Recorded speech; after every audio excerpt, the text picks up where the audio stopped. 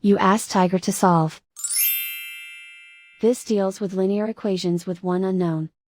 The final result is y equals 6/7. Let's solve it step by step. Simplify the expression.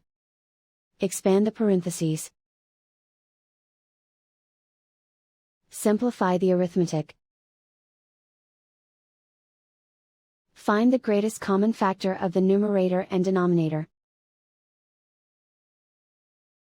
Factor out and cancel the greatest common factor. Swap sides.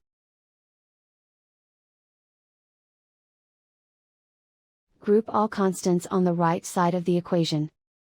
Add 9 to both sides.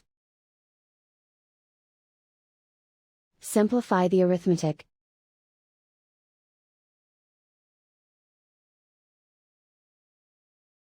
Isolate the y. Divide both sides by 7. Simplify the fraction.